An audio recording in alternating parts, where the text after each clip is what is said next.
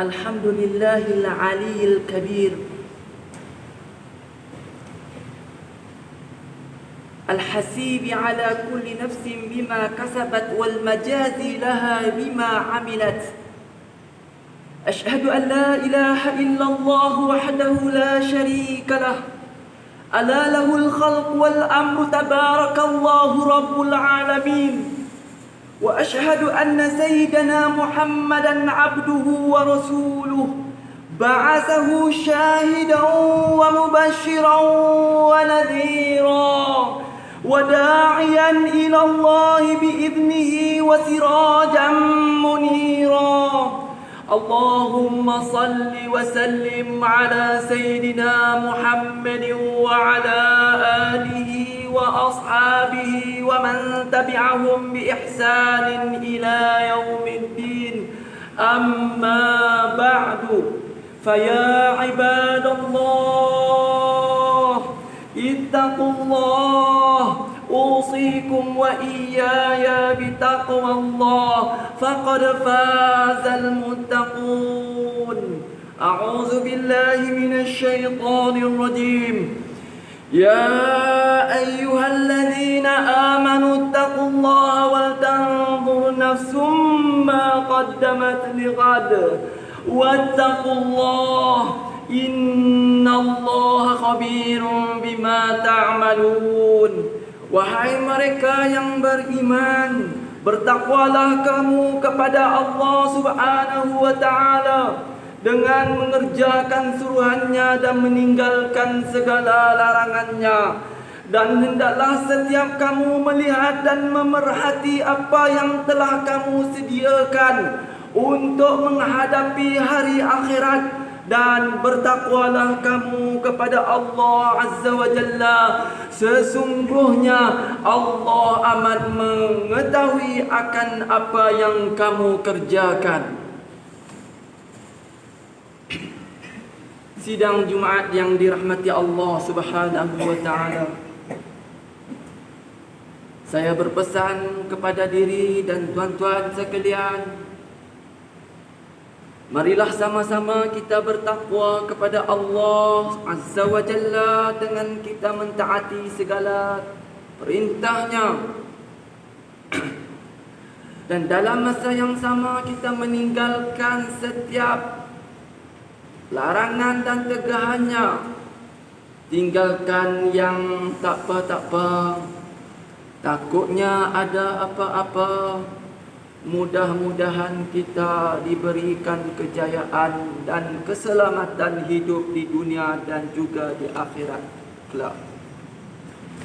Tajuk khutbah kita sidang Jumaat yang dirahmati Allah Subhanahu wa ta'ala, iaitu ketaatan menjamin keamanan. Maka kehidupan manusia tidak akan sempurna jika tidak ada peraturan dan undang-undangnya. Peraturan dan undang-undang akan menjadi sia-sia jika sekiranya tidak dipatuhi dan ditaati. Peraturan yang diatur bukanlah untuk menyusahkan kehidupan manusia, tetapi sebaliknya, iaitu untuk menjamin keselamatan dan keamanan kebahagiaan hidup kita semua. La ilaha illallah Muhammadur Rasulullah. Sejarah peperangan Uhud yang berlaku pada tahun ketiga Hijrah memberi pengajaran yang amat besar kepada kita semua betapa ketaatan kepada pemimpin adalah suatu yang dituntut. Sidina Rasulullah sallallahu alaihi wasallam telah memberi arahan kepada sebahagian daripada tentera Islam yang diberi tugas untuk menjadi pasukan pemanah agar tidak meninggalkan kedudukan mereka di atas bukit sekalipun kalah maupun menang. Pasukan Islam pada peringkat awalnya telah percaya menewaskan pasukan musyrikin Mekah Namun apabila sebahagian besar daripada pasukan pemanah meninggalkan kedudukan mereka kerana melihat harta ghanimah, maka pasukan musyrikin Makkah melakukan serangan balas sehingga menyebabkan keadaan menjadi kelang kabut di pihak tentera Islam serta mengorbankan 70 orang sahabat dan baginda Nabi sallallahu alaihi wasallam turut mendapat kecederaan. Sidang Jumaat yang dirahmati Allah Subhanahu wa taala. Mentaati perintah adalah mentaati pemerintah atau pemimpin adalah satu kewajiban. Sidina Nabi sallallahu alaihi wasallam menegaskan di dalam sepotong hadis. An Abdullah radhiyallahu anhu عن النبي صلى الله عليه وسلم قال السمع والطاعة على المرء المسلم فيما أحب وكره ما لم يؤمر بمعصية فإذا أمر بمعصية فلا سمع ولا طاعة. Daripada Abdullah radhiyallahu anhu, daripada Nabi sallallahu alaihi wasallam, mendengar dan mentaati pemerintah adalah wajib bagi setiap muslim, sama ada dalam perkara yang disukai ataupun yang tidak disukai, selagi dia tidak diperintahkan melakukan kemaksiatan. Selagi dia tidak diperintahkan melakukan kemaksiatan. Jika dia diperintahkan melakukan kemaksiatan, maka tidak wajib dia mendengar dan mentaatinya. Sidang Jumaat yang dirahmati Allah Subhanahu wa taala. Mentaati pemimpin adalah salah satu sebab datangnya pertolongan dan rahmat daripada Allah Azza wa Jalla.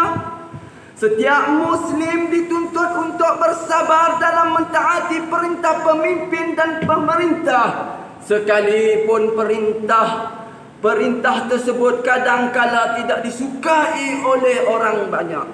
Tetapi jika perintah tersebut menjurus kepada kebatilan dan kemaksiatan, maka tidak lagi wajib untuk kita mentaatinya. Sidang Jumaat yang dirahmati Allah Subhanahu wa taala. Maka firman Allah Subhanahu wa taala dalam surah An-Nisa ayat yang 59, a'udzubillahi minasyaitonir rajim. Ya ayyuhalladzina amanu atti'ullaha wa atti'ur rasul wa ulil amri minkum. Wahai mereka yang beriman, taatlah kamu kepada Allah, taatlah kamu kepada Rasulullah dan ulil amri, para pemimpin di kalangan kamu. Sebahagian ulama tafsir menjelaskan pandangan mereka terhadap ayat di atas ini dengan menyatakan bahawa ketaatan kepada ulil amri atau pemerintah hanyalah terikat dengan ketaatan mereka kepada Allah Subhanahu wa taala dan Rasulullah sallallahu alaihi wasallam. Justeru ketaatan kepada arahan para pemerintah adalah berkaitan dengan perkara-perkara yang ma'ruf sahaja. Ini bertetapan dengan sebuah hadis yang diriwayatkan oleh Ibnu Umar radhiyallahu anhu. Beliau berkata bahawa Sidina Rasulullah sallallahu alaihi wasallam bersabda, "As-sam'u wat-ta'atu haqq ma lam yu'mar bil ma'siyah fa idza umira bi ma'siyatin fala sam'a wala ta'ah." Dengar dan taat kepada pemerintah itu merupakan satu perkara yang hak, kemestian, selama mana mereka tidak memerintahkan kepada maksiat. Atau mereka sendiri, pemerintah yang terlibat atau terjerumus dalam melakukan kemaksiatan. Apabila mereka yakni pemerintah menghala kepada maksiat, maka tidak wajib dengar dan taat pada arahan tersebut. La ati'u ulil amr. Oleh yang demikian, sekiranya sebarang arahan yang dikeluarkan oleh pemerintah itu merupakan satu kebaikan serta mendatangkan maslahah kepada rakyat, sama ada arahan tersebut disukai oleh rakyat atau tidak, maka ianya wajib dipatuhi dan ditaati. Ini bertepatan dengan kaedah fiqh yang masyhur, tasarruful imami ala ra'iyati manutun bil maslahah. Urus takbir pemerintah ke atas rakyat hendaklah terikat dengan maslahah. Syekh Syihabuddin Qastantani dalam syarahan beliau ke atas hadis Ibnu Umar tersebut menyatakan, ketaatan terhadap arahan-arahan mereka, yakni pemerintah, adalah wajib.